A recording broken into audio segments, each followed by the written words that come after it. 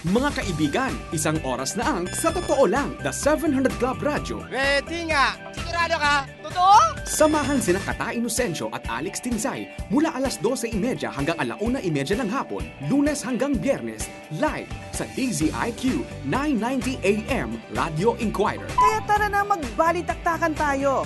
Sa Totoo Lang, The 700 Club Radio.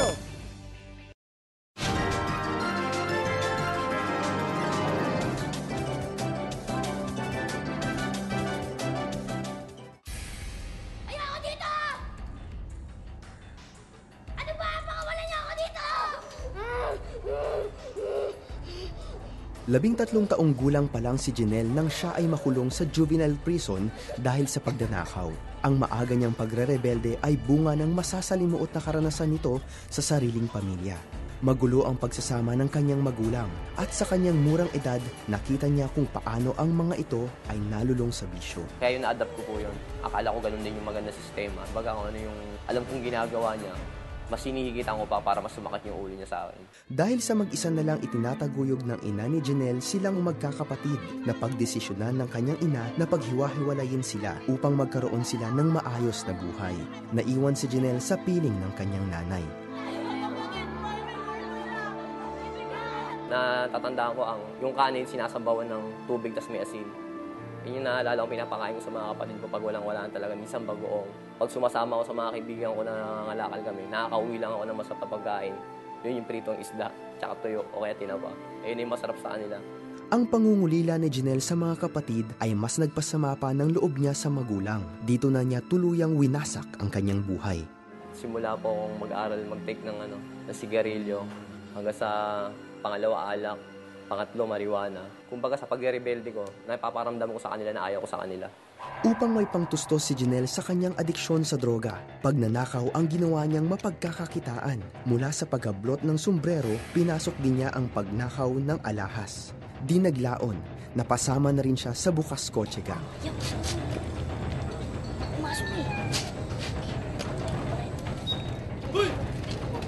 Parang adventure lang po, in-enjoy ko lang po.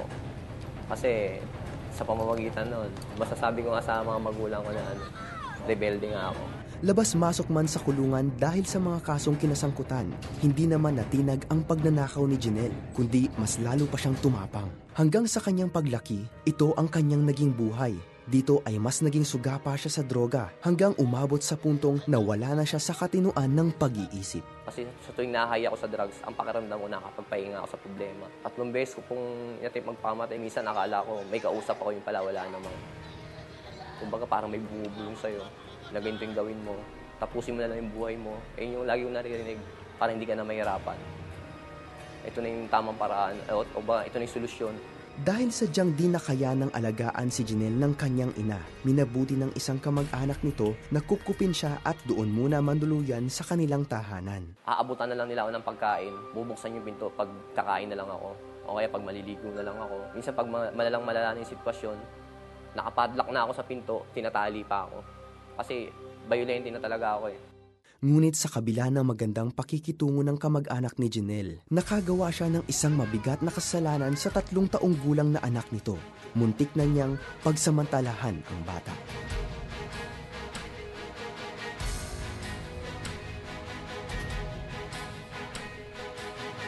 Dahil dito, nakulong si Jinelle sa salang sexual assault.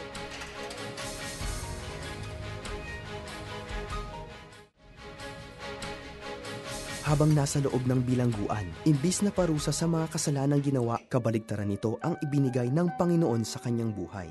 Nakarinig ako ng salita ng nag-preach doon, ang sabi niya, ang katotohanan daw yung magpapalaya sa'yo. Ayun yung nagbibigay ng palaisipan sa akin. Kasi kahit nakausapin mo, baliwala sa akin yung mga sinasabi mo eh. Pero yung narinig ko yung words na yun, parang kahit wala yung preacher, minsan naalimpungatan ako, naririnig ko lagi yung salitang yun.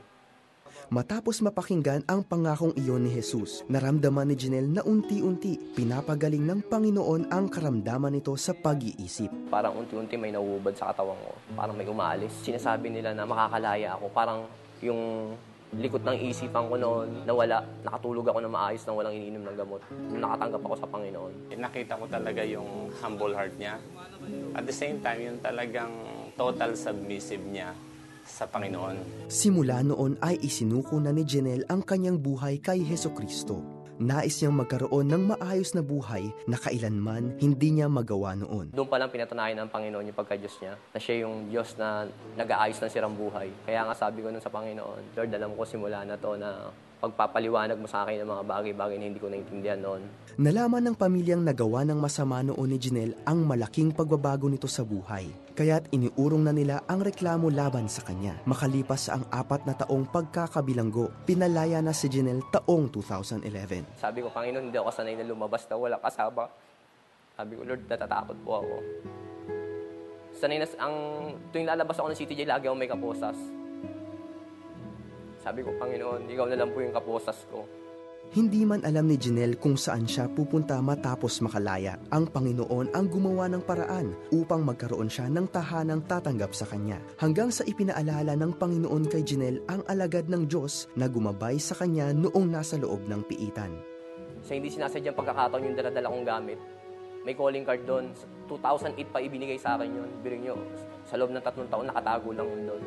Yung eksakto, address niya nga po yung nandoon, pangalan niya. Yung sinabi agad, nasaan ka? O sige, bukas ng umaga, pumunta ka rito, magkita tayo. Hanggang sa ngayon doon ako tumuloy. Sa maikling panahon na siya ay nakalalaya, nagawa na niyang puntahan ang mga taong nasaktan niya noon. Kabilang dito ang pamilya na nagreklamo sa kanya. Nagkatinginan pa lang kami, parang ang Panginoon pinagdingit yung katawan namin, pinagyakap kami. Iiyakan kami roon, pares kami lalaki iiyakan kami. Yung tagpong yon, ayun yung isa sa hindi ko makakalimutan ginawa ng Panginoon sa buhay ko, yung binalik niya yung tiwala ng pamilya ko. Binuo niya ulit yung pagmamahal na nasira, na winasak ng kaaway noon. Ang buhay ni Janelle ay isang matibay na pruweba na si Jesus ay tunay na nagliligtas at nagbibigay pag-asa sa mga taong nasadlak sa kadiliman. Ito ay bunga ng dakilang pagmamahal na meron ang Diyos sa lahat ng tao. Nagliwanag yung buhay ko na akala ko noon natapos na. Nung nakulong ako, sabi ko din na hindi ko alam simula pa lang pala. Yung totoong kalayaan pala, hindi yung malaya ka na gawin yung gusto ng katawan mo. Hindi yung malaya ka na gawin yung gusto ng Panginoon sa buhay mo. Ayun pala yung totoong kalayaan. Ikaw pala.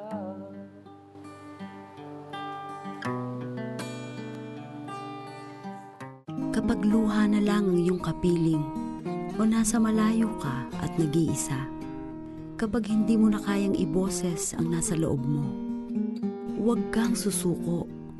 May kasama ka na makikinig sa'yo. Tawag na